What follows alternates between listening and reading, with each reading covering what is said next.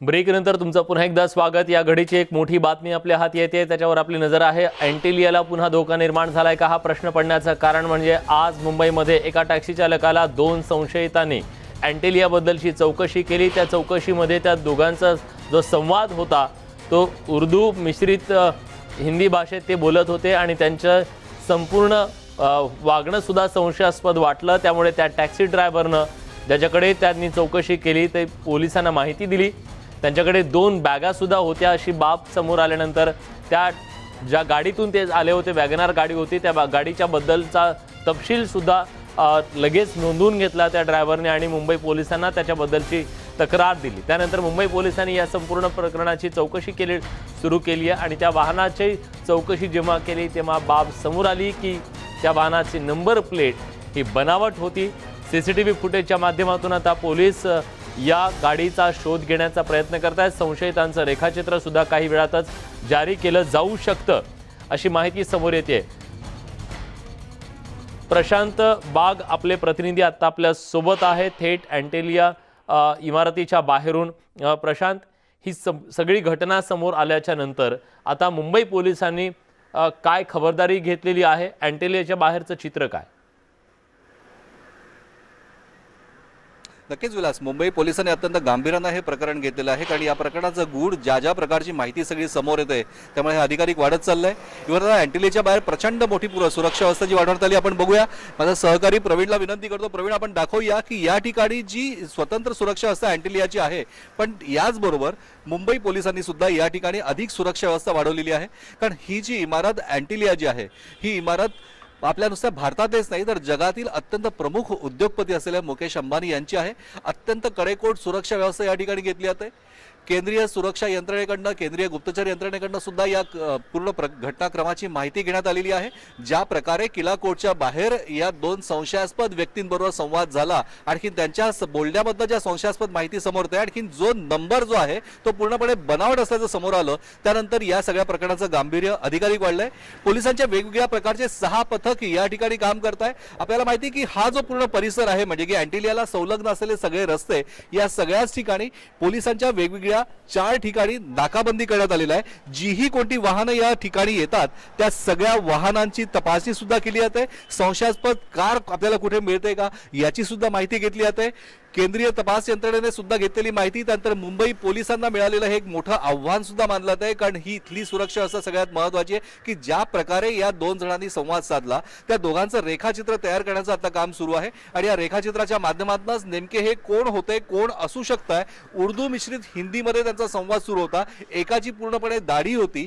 या सगळ्यांच्या माध्यमातून केंद्रीय गुप्तचर यंत्रणा त्यांच्याकडे असलेला जो डेटा आहे त्या डेटामध्ये सुद्धा जी तपासणी केली जाणार आहे, हे तयार केलेलं रेखाचित्र जारी सुद्धा केले जाऊ शकते। या ठिकाणी आपण बघतोय की कशा प्रकारे कडेकोट सुरक्षा व्यवस्था या ठिकाणी लावली आहे। म्हणजे मुंबई पोलिसांचं डॉग स्क्वॉड सुद्धा या ठिकाणी आहे की कोणतीही व्यक्ती किंवा कोणतेही वाहन जर संशयास्पद असेल तर त्याची तत्काळ तपासणी करण्याचे तडक आदेश देण्यात आलेले आहेत। स्वतः डीसीपी रँकचे एक अधिकारी या पूर्ण सुरक्षा व्यवस्थेसाठी या ठिकाणी आहेत। या ठिकाणी अधिकाधिक वाहनं म्हणजे की दंगा नियंत्रण पथक किंवा रॅपिड ऍक्शन फोर्स जो पोलिसांचा आहे तो सुद्धा या ठिकाणी तैनात करण्यात आलेला आहे। पोलिसांची विशेष दंगा नियंत्रण पथकाचं जे एक सीआरपीएफचा एक पूर्णपणे प्लाटून आहे, ती प्लाटून सुद्धा या ठिकाणी तैनात करण्यात आलेली आहे की कोणत्याही आपत्कालीन परिस्थितीचा सामना करण्यासाठी म्हणून पोलिसांचं एक विशेष कृती दल असतं मुंबई पोलिसांचं, ते सुद्धा या ठिकाणी तैनात करण्यात आलेलं आहे। आणि प्रत्येक ठिकाणी आपण बघतोय की त्या ठिकाणी विशेष पथकाच्या मागे सुद्धा डॉग स्क्वॉड मधले एका डॉग बरोबर काही टीम या ठिकाणी येते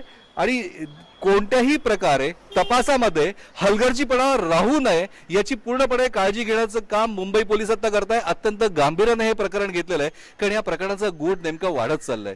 त्याचबरोबर की ज्या प्रकारची नंबर प्लेट या ठिकाणी संशयास्पद नंबर प्लेट समोर आली होती आणि जी बनावट आहे हे समोर आल्यानंतर आरटीओ खात्याच्या माध्यमातून नंबर प्लेट बनवण्याचं काम ज्या वेगवेगळ्या व्यावसायिकांना लायसन्स देऊन देण्यात आलेलं आहे त्या सगळ्यांच्या कडे चौकशीचा सुद्धा एक मुंबई पोलिसांनी एक विशेष टीम तयार करून त्या ठिकाणी चौकशी करण्यात आली की अशा बनावट नंबर प्लेट आपल्याकडनं कोणी बनवली होती का हे सुद्धा बघणं महत्त्वाचं आहे। आणि याचमुळे जी सिल्वर कलरची वॅगनार आहे, संशयास्पद गाडी आहे, अशा प्रकारच्या गाडीचा शोध घेण्यासाठी मुंबई पोलिसांच्या मुंबई परिसरामधल्या सगळ्याच नाक्यांना सतर्कतेचे आदेश देण्यात आलेले आहेत आणि ती केली जाते।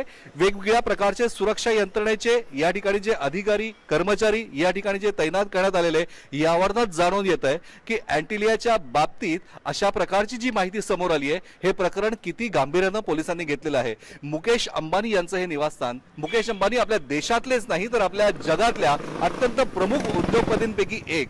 मुंबई खरं तर देशाची आर्थिक राजधानी आणि या आर्थिक राजधानीमधलं हे जे निवासस्थान आहे हा पूर्ण परिसरच अत्यंत उच्चभ्रू वस्ती मानला जातो आणि याच ठिकाणी सुरक्षा व्यवस्था आणि सुरक्षा यंत्रणेने ज्या पद्धतीनं आवळणं आवश्यक असतं ते सुरुवात केलेली आहे।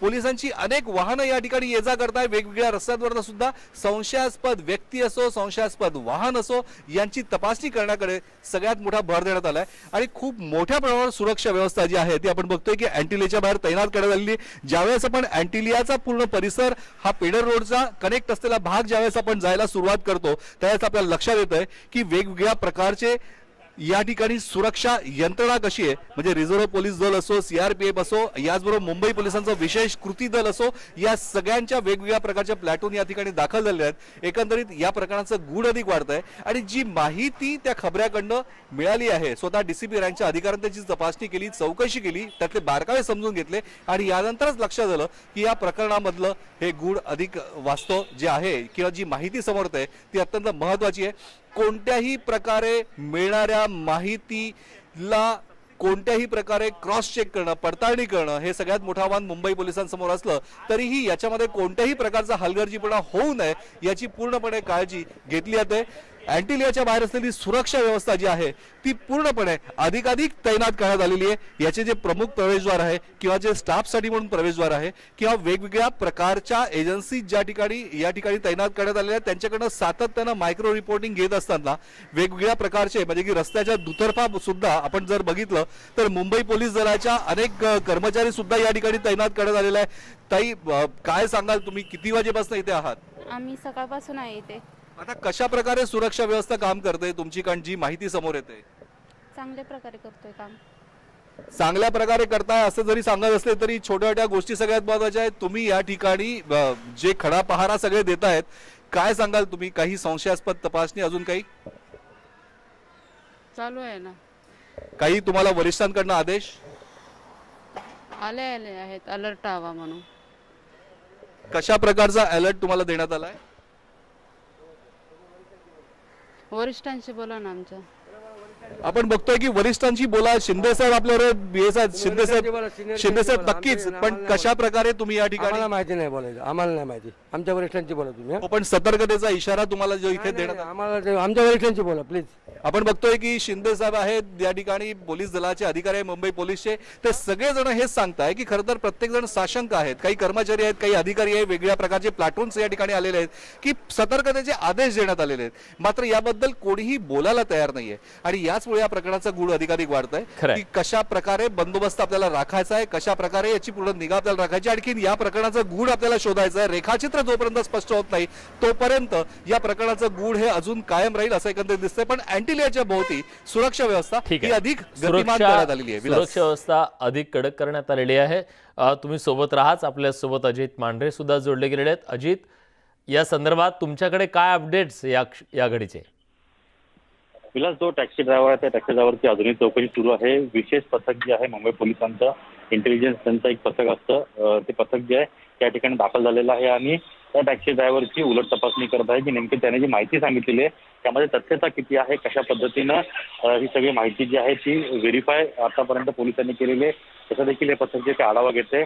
वरिष्ठ पोलीस अधिकारी जे आहेत त्यांनी विशेष त्याच्यामध्ये लक्ष घातलेलं आहे। मी आझाद मैदान पोलीस स्टेशनमध्ये आहे, तर तुम्ही इथे पाहिलं तर आता आझाद मैदान पोलीस स्टेशनचा जो बंदोबस्त आहे तो बंदोबस्त वाढवण्यात आलेला आहे, कारण का इथे आता प्रसारमाध्यमांची गर्दी होईल त्याच पद्धतीनं जो तपास आहे तो अतिशय संवेदनशील असल्यामुळे इथं कोणतीही गडबड घडू नये, तो जो टॅक्सी चालक आहे त्याला कोणतेही इजा पोहोचू नये याची सुरक्षा म्हणून आझाद मैदान पोलीस स्टेशनमध्ये बंदोबस्त वाढवण्यात आलेला आहे।